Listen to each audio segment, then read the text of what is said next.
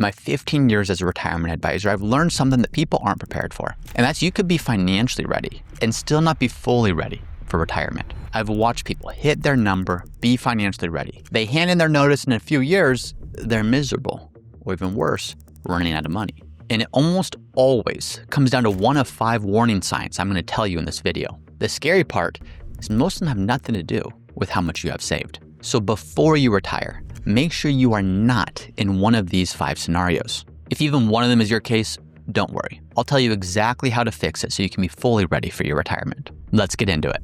The first mistake is you don't actually know how much you're going to spend. Let me tell you a story. My first job as a financial advisor out of college, we had a client. And this client, we'll call him Bob. Bob came to us and said, hey guys, I've recently been remarried. And all of a sudden, I know I was planning to work a little bit longer, but I'm ready to retire now. I want to spend time with my new wife. We're going to move across the country to where her family is. He was excited. She said, okay, let's run a projection. We asked Bob, we said, how much do you think you're going to spend in retirement? We already know your portfolio value and your pension sources and your social security sources, but what do you think you're going to spend if you retire? And he gave us a number. Let's call it $6,000 per month. So we said, okay, Bob, we went to the drawing board. We ran the projections. We tied in where social security coming from. What about pension, portfolio? Dialed in everything. We came back to Bob and said, Bob, really great news. If this is the amount you want to spend, you're good to go. So Bob sees this projection and says, great, and he retires. A few months goes by, Bob says, hey guys, I need more money. And we say, okay, what happened? What's up? And he said, well, I had property taxes and I had a whole bunch of travel expenses I wasn't accounting for. Okay, we send Bob the money. A few more months goes by. Bob calls and says, hey guys, I need more money. He said, hey, what's it for? Well, there was this expense I wasn't accounting for, and this is actually a little higher than I was originally thinking it would be. So we say, okay, Bob, we send the money. Then a couple months later, it goes by and says, hey guys, I need more money. And we say, okay, Bob, let's have a deeper conversation here because we ran the projection and you were good. But now all of a sudden, there's a lot more expenses that maybe we weren't factoring in, that maybe we didn't know about. And what we learned was that initial number that Bob gave us was kind of just drawn out of thin air. He looked at how much had he spent last month and he told us that his entire retirement projection was based on a dramatically underestimated monthly expense number. And so the implications of that is we had a hard conversation with Bob saying, Bob, you can't stay retired if these are the amounts that you're actually spending. So the key lesson from that story is, yes, everything looked good on the projection, but there was one variable that was wrong. And that variable was the amount that Bob was actually spending. So how do you account for that? Well, you need to understand how much you want to spend. And this cuts both ways, by the way. You have the instances like Bob, where if you underestimate, then you're in real risk of running out of money. I've seen other people who didn't ever get around to estimating how much they're actually going to spend or tracking how much they wanted to spend. So they end up working way too many years past when they otherwise could have retired simply because they never actually knew that number. So they just kept thinking, if I make more money, save more money, that will be okay. But here's where people get tripped up, is people look at monthly expenses and say, okay, here's how much I spend on food, here's how much I spend on utilities, here's how much I spend on insurance, and they think that's it. But it's the one-off stuff that really gets them. The property taxes twice a year, the Christmas gifts at the end of the year, the car breaks down and the big expense needed to pay for that. And it's those one-offs that can drain a portfolio. So this is the number one mistake people make, is they don't actually know how much retirement is going to cost, which means all the projections you do aren't actually based on reality. So I go back to Bob. He said to us, you said I could retire. We had to say to him, you can, on $6,000 per month, but you're spending way more than that. So don't make that same mistake when you retire. Have an understanding of how much you're going to spend so the projections you run are based on reality. The second warning sign that should prevent you from retiring is if your portfolio is still built for accumulation. And here's why this matters. When you are working, the only thing that matters about your portfolio is your average rate of return. It doesn't matter if the market's way up and way down. Yes, that's maybe not fun, but you're continuing to put more money in your 401k. You're continuing to save. That's not really hurting you. All that you care about is what's the average return over the time that you're investing. But the day you retire, that flips, because the real risk to you in your retirement years isn't a low average return. It's a poor sequence of returns. Let me explain. Let's assume that you and I are both retiring on the same day. We're retiring right now. We're both 60 years old, and we both have a portfolio that's going to average 7% per year into retirement. Now, let's assume my portfolio goes up, up, up the first few years. Let's assume your portfolio goes down, down, down the first few years. Now, keep in mind, they're both going to average 7% over the duration of our lifetime, but very different experiences at the beginning of retirement. I am going to have a much higher likelihood of having a positive outcome in retirement, and you are going to be much more likely to run out of money. Why? Well, because it's not just that the portfolio is going down on your end and mine's going up in the first few years. It's that we're both actively spending from our portfolio. So if your portfolio is dropping 10%, then 20%, then 5%, it's not just that. It's that you're also pulling out 3, 4, 5% of it. And when the market's going down and you're pulling money out of your portfolio, you're digging yourself a hole. And that hole becomes harder and harder to climb out of the more it goes down. So if you have an accumulation portfolio, which is typically going to be thought of as investing in more growth-oriented stocks, growth-oriented investments, that can be great for your working years. Those down years, if anything, they're opportunities. But if that continues, and that's all you're invested in your retirement years, when that portfolio drops and you're spending from it, you might be digging yourself a hole that you just can't get out of. So here's the thing. What I'm not saying is get out of the growth investments. You absolutely still need a portion of your portfolio to be positioned for growth, because if you have a 20 or 30 year retirement in front of you, inflation is going to go up dramatically, which means you need a portion of your portfolio outpacing inflation so you can maintain your purchasing power over time. You can still afford eggs when eggs get more expensive. You can still afford food when food gets more expensive. You can still afford, you fill in the blank, when it gets more expensive. But we need to have a portion of our portfolio that's not invested that way. A portion of our portfolio that's not prioritizing growth, it's prioritizing stability. That stability is going to be the thing that when the market drops, not if, when. And when it drops big, you don't have to touch it. You don't have to be selling your stock investments when they're down 30, 40, 50%.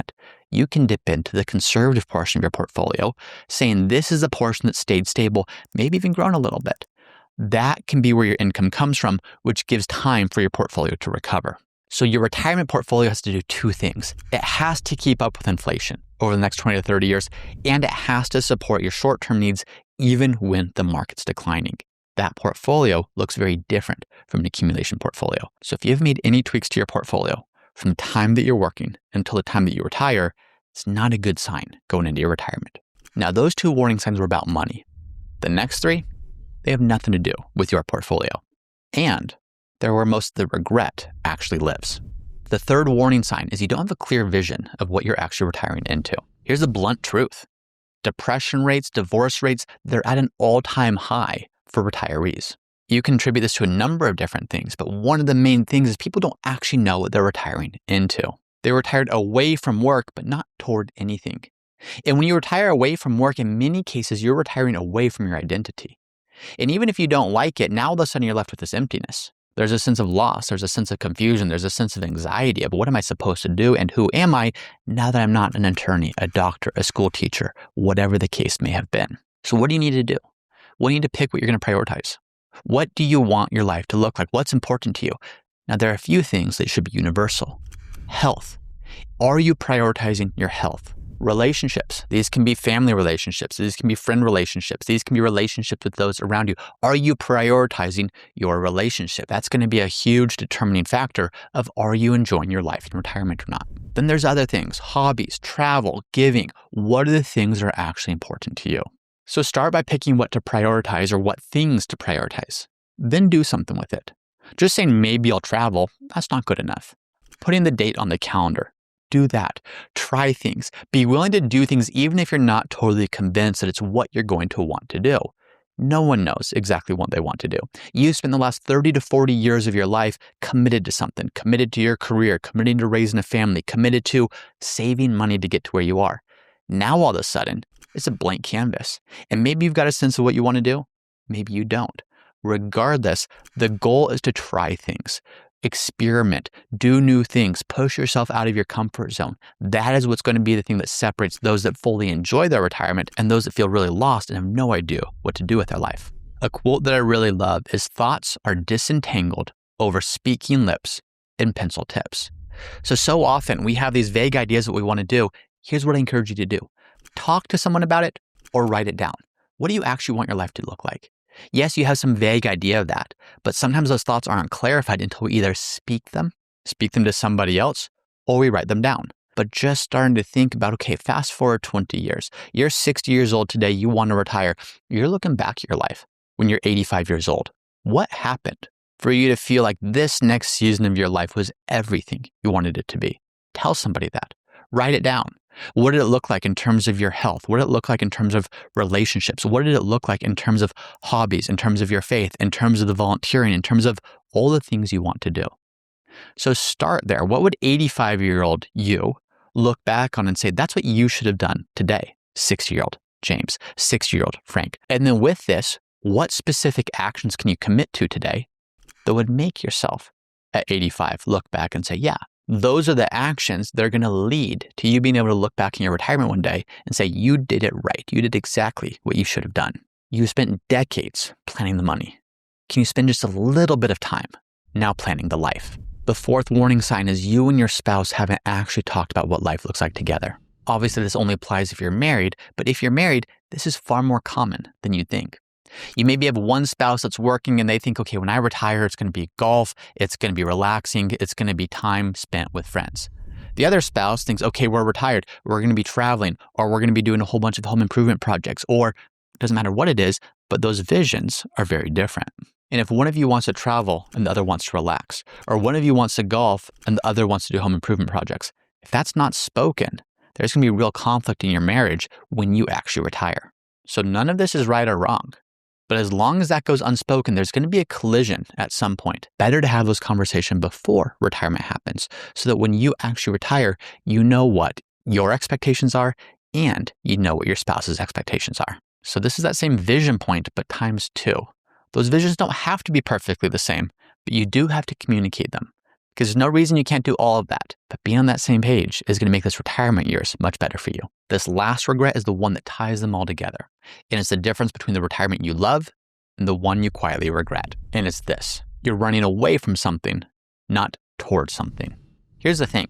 Removing a bad thing doesn't automatically put a good thing in its place. You know what you don't want. All of us know what we don't want. You don't want the alarm clock. You don't want the deadline. You don't want the horrible boss. You don't want the annoying coworkers. Those are the things you don't want. But simply removing those doesn't automatically say now all the things you do want are perfectly in place. So I'm going to tell you, this is the reality you're going to experience. You're going to retire and you're going to have a honeymoon phase. This is very widely documented. When you do get rid of those things, when you are past those things that you don't enjoy, it feels really good. And you're saying, I don't know what you're talking about. I'm sleeping in, I'm doing what I want, when I want, all my days are mine. It's going to feel really good during the honeymoon phase.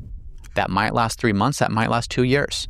But at some point it wears off. And it's at that point that you're going to feel lost. Just because you don't have those bad things in your life doesn't mean you now have purpose in your life. And the thing you're going to want in your life is purpose. This doesn't need to be some grand vision, some grand purpose of changing the world. But what are you doing? Why are you doing it? What's actually important to you? So this is where I go back to the third point that I made of find that thing that you want to be. Find that thing that you want to do.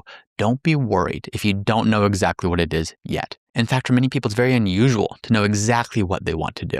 And the reason, as I mentioned before, is you spent your whole life committed to something, sacrificing your priorities, what you want to do, your freedom, because you're being responsible, because you're working, you're raising a family, you're paying off a mortgage, you're meeting deadlines.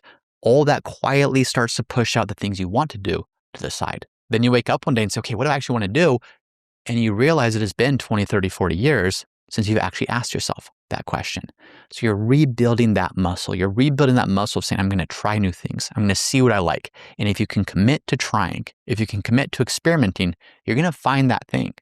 But that thing's not going to magically appear just because the alarm clock and the deadlines are gone. So 2 of these things are about money and 3 are about life. And what I find is people obsess over the money part and completely ignore the life part. But that's where almost all of the regret actually lives. And as I mentioned before, if any of these feels like you, it's not a no, it's just a not yet. All of them are fixable before you actually hand in your notice. But getting retirement right means getting both halves right, the money and the life. The financial side especially is one you don't want to guess at. Knowing what you'll actually spend, designing a portfolio that's built to last. That's the difference between a retirement that holds up financially and one that doesn't. If that resonated, this is the next video that you're going to want to watch, called I've Never Seen So Many Retirees Make the Same Mistake. And if you want a free assessment that shows you where you stand today relative to your retirement goals, comment quiz below. I'll send you a free quiz that you can take to get that assessment.